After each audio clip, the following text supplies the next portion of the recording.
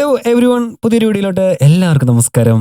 2024 ചൈനയിൽ റിലീസായ ഒരു അടിപൊളി ഡ്രമാറ്റിക് ത്രില്ലർ മൂവിയാണ് എ പ്ലേസ് കോൾഡ് സൈലൻസ്. സ്കൂളിൽ സ്ഥിരം ബുള്ളി ചെയ്യപ്പെടുന്ന നായിക, അവളുടെ ട്രാജിക് ആയിട്ടുള്ള മരണം, തുടർന്ന് ഇവളെ ബുള്ളി ചെയ്തവരെ കൊല്ലുന്ന ഒരു കൊലയാളി. ത്രില്ലർ ആൻഡ് ഹൊറർ വൈബിൽ സ്റ്റാർട്ട് ടു എൻഡിങ് വരെ പോകുന്ന ഒരു മൂവി. മേക്കിംഗ് കൊണ്ടും സ്ക്രിപ്റ്റ് കൊണ്ടും കണ്ടിരിക്കുന്നവരെ പിടിച്ചിരുത്തുന്ന ഒരു ചൈനീസ് മൂവി. കൂടുതലൊന്നും പറഞ്ഞ് സമയം കളയുന്നില്ല, നമുക്ക് വീഡിയോയിലോട്ട് പോകാം. അതിനു മുന്നായിട്ട് ഈ ചാനൽ നിങ്ങൾ ആദ്യമായിട്ടാണ് കാണുന്നതെങ്കിൽ ഒന്ന് സബ്സ്ക്രൈബ് ചെയ്യാൻ ശ്രമിക്കുക. So let's get into the movie a place called silence.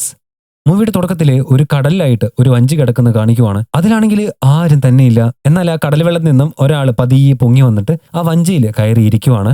ഇയാൾ ആരാണെന്നോ ഇയാൾ എന്തിനാണ് കടലിലോട്ട് വന്നത് എന്നൊന്നും പറയുന്നില്ല. അയാൾ അങ്ങനെ ആ വഞ്ചിയിൽ കയറി ഇരുന്നിട്ട് ആകാശത്തോട്ട് നോക്കുമ്പോൾ ഒരു പെൺകുട്ടി മുകളിൽ നിന്നും താഴോട്ട് വെള്ളത്തിലോട്ട് വീഴുന്നു കാണിക്കുവാണ്. അങ്ങനെ മൂവിയുടെ ടൈറ്റിൽ എഴുതി കാണിക്കുന്നു, എ പ്ലേസ് കോൾഡ് സൈലൻസ്. അടുത്ത സീനിൽ 2006 ഡൊമാസിറ്റി എന്ന് പറയുന്ന ഒരു സ്ഥലത്തെ ഒരു സ്കൂൾ കാണിക്കുവാണ്. അവിടെ ഒരു വർഷം മുമ്പ് ഒരു സുനാമിയുടെ നാശത്തിൽ ഒരുപാട് പേർ മരണപ്പെട്ടിരുന്നു. അപ്പോൾ അവരുടെ ഓർമ്മയ്ക്കായിട്ട് ആ സ്കൂളിലെ പിള്ളേരെല്ലാവരും കൂടി ചേർന്നിട്ട് ഒരു പ്രോഗ്രാം അറേഞ്ച് ചെയ്യുന്നുണ്ട്. അതിന്റെ റിഹേഴ്സൽ പരിപാടികൾ നടന്നുകൊണ്ടിരിക്കുവാണ്. എന്നാൽ അതിന്റെ ഇടയിൽ ആ മുറിയുടെ മേൽക്കൂരയിൽ നിന്നും വെള്ളം ചോർന്ന് താഴോട്ട് വീണുകൊണ്ടിരിക്കുമായിരുന്നു. അപ്പോൾ അത് ശരിയാക്കാനായിട്ട് ആ സ്കൂളിലെ ഹെഡ് മാഷ് ഒരു പണിക്കാരനെ കൊണ്ടുവരുവാണ്. അപ്പോൾ അവിടെ നിലത്ത് വീണ വെള്ളം ഒപ്പിയെടുക്കുന്ന ഈ സ്ത്രീയാണ് ഈ മൂവിയിലെ നായികയായ ടോങ് എന്ന് പറയുന്ന പെൺകുട്ടിയുടെ അമ്മ. ഇവരുടെ മകളായ ടോങ് ഈ ഒരു സ്കൂളിൽ തന്നെയാണ് പഠിക്കുന്നത്. അവൾ ഇരിക്കുന്നത് ശ്രദ്ധിക്കാതെ വന്ന ഹെഡ് മാഷ് അവിടെ വെച്ചിരുന്ന ഒരു പാത്രത്തിൽ ചവിട്ടുന്നു. ആ പാത്രത്തിലുണ്ടായിരുന്ന വെള്ളം അവളുടെ ദേഹത്തേക്ക് തെറിക്കുവാണ്. അപ്പൊ ഇത് കണ്ട അയാള് ആ പെണ്ണിന്റെ അടുത്ത് ചെന്നിട്ട് ആ ഡ്രസ്സിലെ വെള്ളമൊക്കെ തുടച്ചു കൊടുക്കാനായിട്ട് നോക്കുന്നുണ്ട് കേട്ടോ. ഹെഡ് മാഷിന്റെ മകളായിട്ടുള്ള ആൻജി എന്ന പെണ്ണ് ഇതൊക്കെ ശ്രദ്ധിക്കുന്നുണ്ടായിരുന്നു. ആൻജിയുടെ പിതാവാണ് ഈ സ്കൂളിലെ ഹെഡ് മാഷ്. ഹെഡ് മാഷും ടോങ്ങിന്റെ അമ്മയും തമ്മിൽ ചെറിയൊരു റിലേഷൻഷിപ്പിലാണെന്ന ഒരു ഗോസിപ്പ് സ്കൂളിലെ പിള്ളേരുടെ ഇടയിലുണ്ട് കേട്ടോ. അങ്ങനെ ഹെഡ് മാഷ് ഡ്രസ്സിലെ വെള്ളം തുടച്ചു കൊടുക്കുകയാണ്. അത് സാരമില്ല എന്ന് അവൾ പറയുന്നുണ്ട്. അങ്ങനെ ആ പണിക്കാരൻ അവിടെ നിന്നിട്ട് മേൽക്കൂരിലെ വിള്ളലൊക്കെ പരിശോധിക്കുവാണ്. അടുത്ത ഷോട്ടില് ആ സ്ത്രീ അവളുടെ മകളായ ടോങ്ങിനെ അന്വേഷിച്ചുകൊണ്ടിരിക്കുകയാണ് കേട്ടോ. സ്കൂൾ വിട്ടിട്ടും അവളെ കാണാത്തത് കൊണ്ട് അവിടെയുള്ള ഒരു ടീച്ചറിനോട് അവൾ എവിടെയെന്ന് ചോദിക്കുന്നു. അവള് അവിടെയുള്ള ഒരു മുറിയിലുണ്ടെന്ന് ആ ടീച്ചർ പറയുവാണ്. ടോങ് ഒരു ഊമപ്പെണ്ണാണ്. അതുകൊണ്ട് അവളുടെ ക്ലാസ്മേറ്റ് കുറച്ച് പേര് ചേർന്നിട്ട് അവളെ റാഗിങ് ചെയ്യുവാണ്.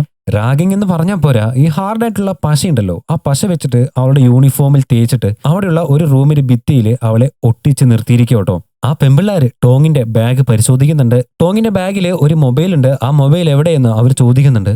അങ്ങനെ പരിശോധിക്കുന്നതിനിടയിൽ അവർക്ക് സ്ട്രേഞ്ച് ആയിട്ടുള്ള ഒരു ഓർണമെന്റ് അവളുടെ ബാഗിൽ നിന്ന് കിട്ടുവാണ്. ടോങ് ഒരു ഊമപ്പെണ്ണായതുകൊണ്ട് ഒരു പെയിന്റിംഗ് ബ്രഷ് ഉപയോഗിച്ചിട്ട് ആൻജി എന്ന് പറയുന്ന ആ പെണ്ണ് അവളുടെ ചുണ്ടത്ത് മുഖത്തായിട്ട് ആ ഗ്ലൂ തേച്ച് കൊടുക്കുക കേട്ടോ. ആ പെമ്പിള്ളേര് ടോങ്ങിനെ മോശമായ രീതിയിൽ കളിയാക്കുകയും സംസാരിക്കുകയും ചെയ്യുന്നുണ്ട്. അങ്ങനെ ആ പെമ്പിള്ളേര് അവിടെ നിന്നും പോകുന്നു. ടോങ് അവളുടെ ഈ ഒരു പരിതാപകരമായ അവസ്ഥയോർത്ത് കരയുവാണ്. അപ്പോൾ അങ്ങോട്ടേക്ക് അവളുടെ അമ്മ വരുന്നുണ്ട്.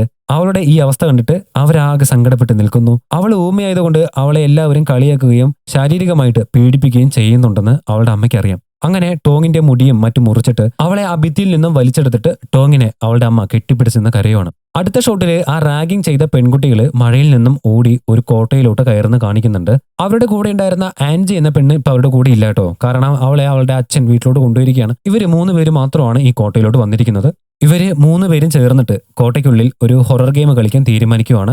അതിന്റെ ഇടയിൽ ഒരു പെണ്ണ് പുറത്ത് എന്തോ ഒരു ശബ്ദം കേട്ടിട്ട് അങ്ങോട്ടേക്ക് പോകുവാണ്. അവിടെ ഉണ്ടായിരുന്ന ഒരു പെൺകുട്ടി ടോങ്ങിന്റെ അമ്മയെക്കുറിച്ച് ഒരു കാര്യം കൂടെയുള്ള പെണ്ണിനോട് പറയുന്നുണ്ട്. അവളുടെ അമ്മ ഒരു അക്കൗണ്ടന്റ് ആയിരുന്നു.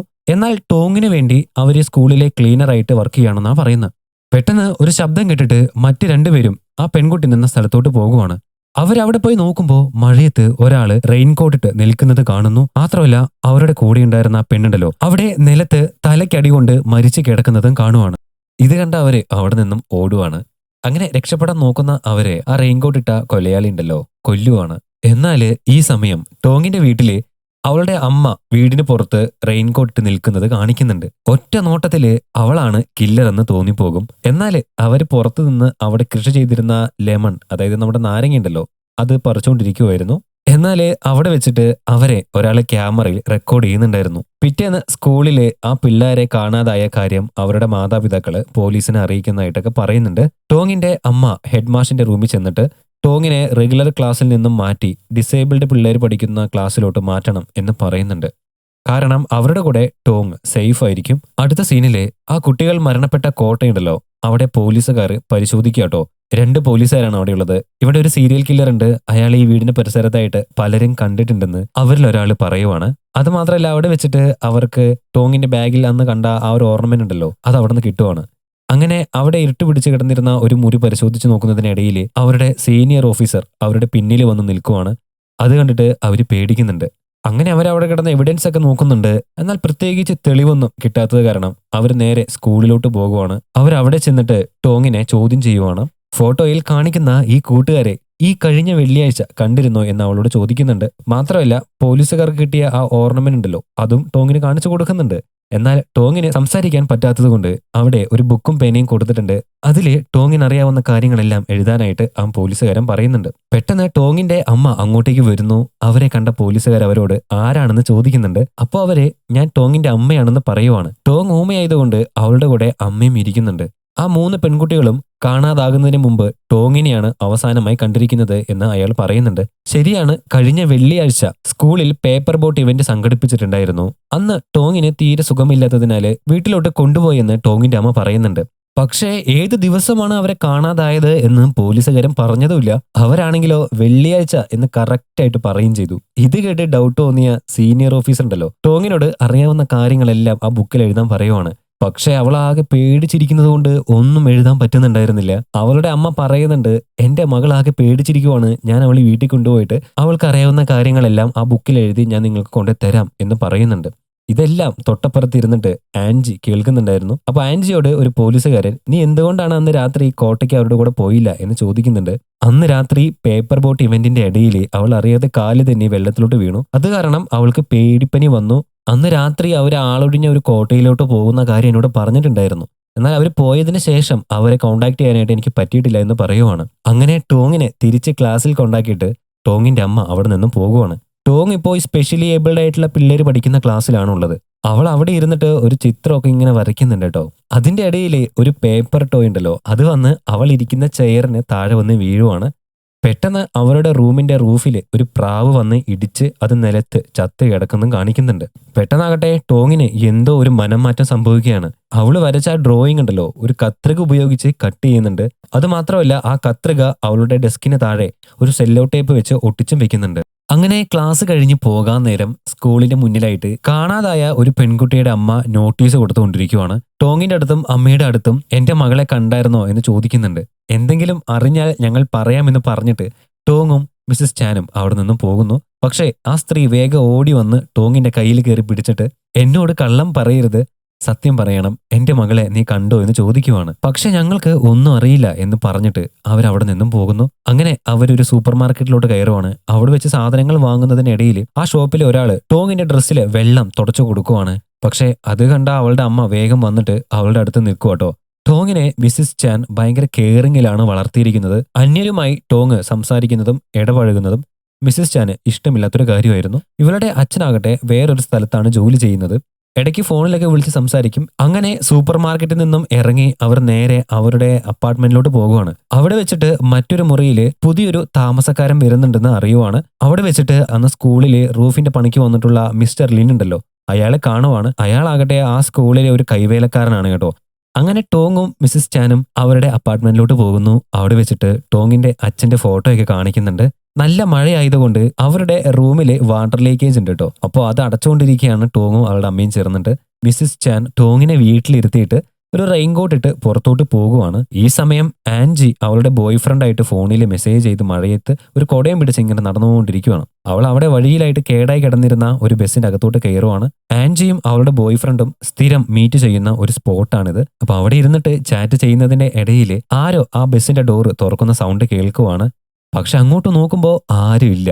പെട്ടെന്ന് ഈ സൗണ്ട് കേട്ടപ്പോൾ അവളുടെ കയ്യിൽ നിന്ന് അവളുടെ ഫോൺ താഴോട്ട് വീണുണ്ടായിരുന്നു. അവൾ അത് കഷ്ടപ്പെട്ട് എടുക്കുന്നുണ്ട്. അങ്ങനെ വേഗം പോയി ബസ്സിന്റെ ഫ്രണ്ട് ഡോർ അടയ്ക്കുന്നു. തിരിച്ച് സീറ്റിൽ വന്ന് ഇരിക്കുവാണ് അവള്. അവൾക്കിപ്പോൾ ചെറിയൊരു പേടിയുണ്ട് കേട്ടോ. പെട്ടെന്ന് അവളുടെ അടുത്തുള്ള വിൻഡോ ഗ്ലാസ് ആരോ അടിച്ചു പൊട്ടിക്കുകയാണ്. അത് ആ റെയിൻകോട്ട് ഇട്ട കില്ലറായിരുന്നു. ആൻജി ആ കില്ലറിൽ നിന്ന് രക്ഷപ്പെടാൻ വേണ്ടി അവിടെ നിലത്ത് കിടന്നിരുന്ന ഒരു ഫയർ എക്സ്റ്റിംഗ്വിഷർ എടുത്തിട്ട് യൂസ് ചെയ്യുവാണ്. ശേഷം വേഗം ബസ്സിന്റെ ബാക്ക് ഡോർ പോയി തുറക്കാൻ നോക്കുന്നുണ്ടെങ്കിലും അത് ആ കില്ലർ പുറത്തു നിന്ന് ലോക്കാക്കിയിരുന്നു. അങ്ങനെ ആ കില്ലർ ആൻജിയുടെ അടുത്തേക്ക് വരുന്നു, ആൻജിയെ കൊല്ലുന്നു. അടുത്ത സീനില് പോലീസുകാര് മിസ്സസ് ചാനിന്റെ ബയോഡാറ്റ കമ്പ്യൂട്ടറിൽ ചെക്ക് ചെയ്യുന്നുണ്ട്. ഈ സമയം സ്കൂളിൽ ഒരു പ്രായമായ ടീച്ചർ റിട്ടയർഡ് ആയിട്ട് പോകുവാണ്. മിസസ് ചാൻ അങ്ങോട്ടേക്ക് വന്നിട്ട് അയാൾക്ക് അവൾ കൃഷി ചെയ്ത നാരങ്ങയ്ക്ക് കൊടുക്കുന്നുണ്ട്. പിന്നെ എപ്പോഴെങ്കിലും കാണാം എന്ന് അയാൾ മിസസ് ചാനോട് പറയുന്നുണ്ട്. മിസ്റ്റർ ലിന്നും അവിടെ ഉണ്ടായിരുന്നു. ആ ടീച്ചറെയും കൊണ്ട് മിസ്റ്റർ ലിൻ കാറിൽ കയറി പോകുന്നുണ്ട് കേട്ടോ. അങ്ങനെ അടുത്ത ദിവസം സ്കൂളിലെ സുനാമിയിൽ മരിച്ചുപോയവരുടെ കുടുംബത്തിലുള്ളവർക്ക് സമർപ്പിക്കാനായിട്ട് നടത്തുന്ന പ്രോഗ്രാമിന്റെ ഫൈനൽ റിഹേഴ്സൽ നടക്കുവാണ്. ടോങ് അങ്ങോട്ടേക്ക് വരുന്നുണ്ട്. ഒരു വലിയ പ്രാവിന്റെ രൂപം അവളുടെ മുന്നിലായിട്ട് നിൽക്കുന്നത് അവൾ കാണുവാണ്. ഈ സമയം ആ റൂമിന്റെ മുകളിലെ മിസ്റ്റർ ലിന്നും മിസസ് ചാനും ആ റൂഫ് ഗ്ലാസ് റിപ്പയർ ചെയ്യുന്ന പണിയിലായിരുന്നു. അങ്ങനെ പ്രോഗ്രാം റിഹേഴ്സൽ ആരംഭിച്ചു. സ്കൂളിന്റെ ഹെഡ് മാഷ് അയാളുടെ മകളായ ആൻജിയെ കാണാത്തതുകൊണ്ട് അവളെ ഫോണിൽ വിളിച്ച് അന്വേഷിച്ചു കൊണ്ടിരിക്കുവാണ്. എന്നാൽ അവളെ ആ കില്ലർ കൊന്നു കളഞ്ഞിരിക്കുവാണ്. അങ്ങനെ ഹെഡ് മാഷും മറ്റ് സ്റ്റാഫ് മെമ്പറും കൂടി ആ സ്റ്റേജിലോട്ട് കയറി വരുന്നു. അവിടെ ഒരു കയറുണ്ട് കേട്ടോ. ആ കയറ് വലിച്ച് അതിലെ തോരണങ്ങൾ താഴെ വീഴുന്നതോടെ പരിപാടി അവസാനിക്കുന്നതാണ്. അങ്ങനെ ആ കയറ് വലിക്കുന്നു. എന്നാൽ അതിൽ നിന്നും ഒരു ഡെഡ് ബോഡിയാണ് വീഴുന്നത്. അതും പ്ലാസ്റ്റിക് കൊണ്ട് ചുറ്റപ്പെട്ട കയറിൽ തൂക്കപ്പെട്ട നിലയിലുള്ള ഒരു ഡെഡ് ബോഡി. അതിൽ ഒരു ഫോൺ റിങ് ചെയ്യുന്നുണ്ടായിരുന്നു. അത് ആൻജിയുടെ ഡെഡ് ബോഡിയാണ്. ഇത് കണ്ട മറ്റു കുട്ടികൾ പേടിച്ച് അവിടെ നിന്ന് ഓടുന്നു. മാത്രമല്ല ടോങ്ങിനെ അവിടെ കാണാനുമില്ല. മിസസ് ചാൻ അവളെ അന്വേഷിച്ച് അങ്ങോട്ട് വരുന്നുണ്ട്. എന്നാൽ അവളെ കണ്ടെത്താനായിട്ട് കഴിയുന്നില്ല. ഈ സമയം കൊണ്ട് സ്കൂളിന് വെളിയിലെ മീഡിയ ചാനലുകാർ ഈ വിവരം അറിഞ്ഞിട്ട് എത്തിയിട്ടുണ്ടായിരുന്നു. ടോങ്ങിനെ അന്വേഷിച്ച് മിസസ് ചാൻ നേരെ അവളുടെ അപ്പാർട്ട്മെന്റിലോട്ടാണ് പോയത്. അവിടെ ചെന്ന് ടോങ്ങിനെ ഫോണിലോട്ട് വിളിക്കുന്നുണ്ടെങ്കിലും കോള് പോകുന്നുണ്ടായിരുന്നില്ല. ഈ സമയം ആൻജിയുടെ അച്ഛനെ പോലീസുകാർ ചോദ്യം ചെയ്യുവാണ്. നിങ്ങൾക്ക് ഈ മരണത്തിൽ ആരെങ്കിലും സംശയമുണ്ടോ എന്ന് ചോദിക്കുമ്പോൾ സ്കൂളിലെ കുട്ടികൾ ഒരാളെ റെയിൻകോട്ടും മാസ്കും ഇട്ട് അവരുടെ വീഡിയോ പിടിക്കുന്നതിനെ കുറിച്ച് ഒരു പരാതി നൽകിയിട്ടുണ്ടായിരുന്നു. എന്നാൽ അത് ആരാണെന്ന് അറിയത്തില്ല എന്ന് പറയുന്നുണ്ട്. പിന്നെയുള്ളത് മിസ്റ്റർ ലിന്നാണ്. എന്നാൽ അയാളുടെ കുടുംബം സുനാമിയിൽ മരിച്ചു പോയതാണ്. അയാളിപ്പോൾ സ്കൂളിലെ കൈവേലക്കാരനായിട്ടാണ് ജോലി ചെയ്യുന്നത്.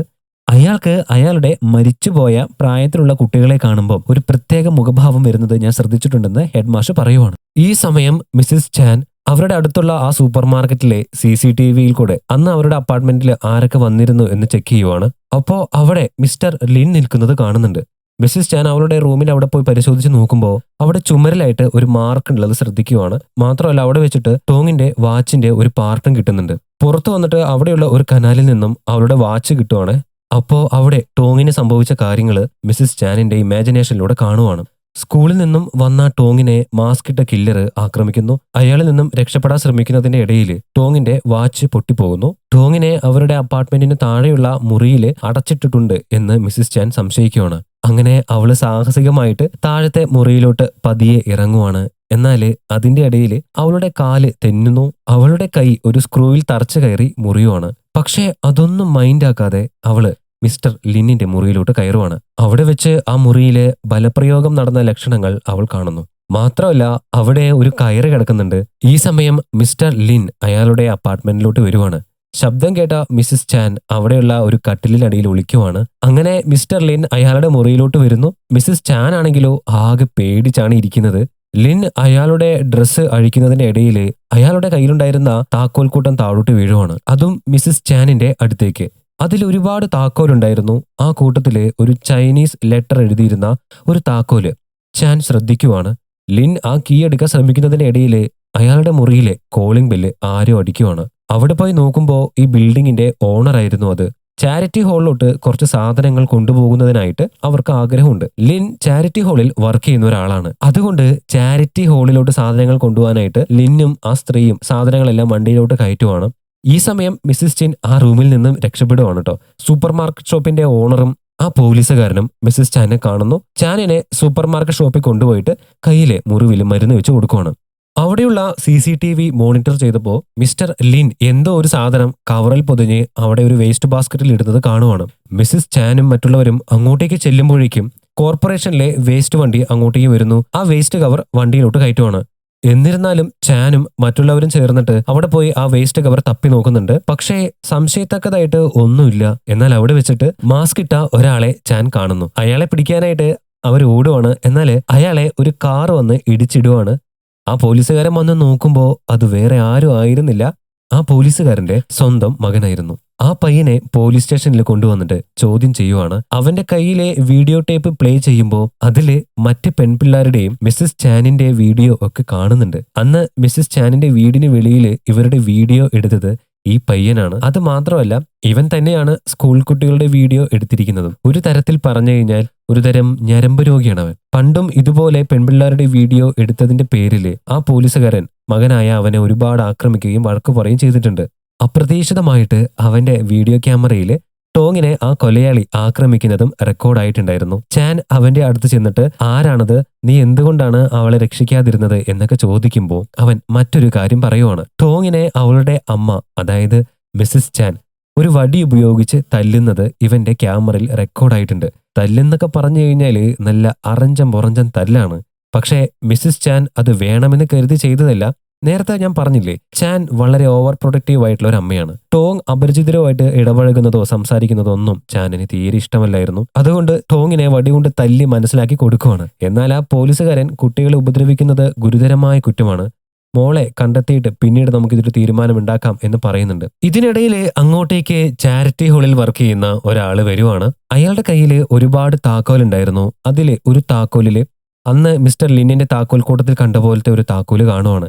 അത് ചാരിറ്റി ഫൗണ്ടേഷനിലെ വിനോദ മുറിയുടെ താക്കോലാണെന്ന് അയാൾ പറയുവാണ്. ടോങ്ങിനെ ചിലപ്പോൾ അവിടെയായിരിക്കും ഒളിപ്പിച്ച് വെച്ചിരിക്കുക എന്ന് മനസ്സിലാക്കിയ മിസ്സിസ് ചാൻ പോലീസുകാരുടെ അവിടെ നിന്ന് രക്ഷപ്പെട്ടിട്ട് അവിടെ ഉണ്ടായിരുന്ന അയാളുടെ കാർ എടുത്തിട്ട് അവിടെ നിന്നും പോകുവാണ്. ഇതിനിടയിൽ മിസ്റ്റർ ലിൻ ആകട്ടെ ചാരിറ്റി ഫൗണ്ടേഷനിലോട്ട് പോയിക്കൊണ്ടിരിക്കുവായിരുന്നു. കൂടെ ആ സ്ത്രീയും ഉണ്ട് കേട്ടോ. പോകുന്ന വഴിയിൽ പോലീസുകാർ നിൽക്കുന്നത് കണ്ട ലിൻ വാഹനം വേറെ വഴിയിൽ തിരിച്ചു വിടുവാണ്. അതിനിടയിൽ ആ സ്ത്രീക്ക് ഒരു ഫോൺ കോൾ വരുന്നു. പോലീസ് തിരയുന്ന കുറ്റവാളി ലിൻ ആണെന്ന് ആ ഫോണിലൂടെ ഒരാൾ പറയുവാണ്. ഇത് കേട്ട ആ സ്ത്രീ അത് വിശ്വസിക്കുന്നൊന്നുമില്ല. വണ്ടിയിലെ റേഡിയോ ഓൺ ആക്കിയപ്പോഴും അതേ ന്യൂസ് ആണ് കേൾക്കുന്നത്.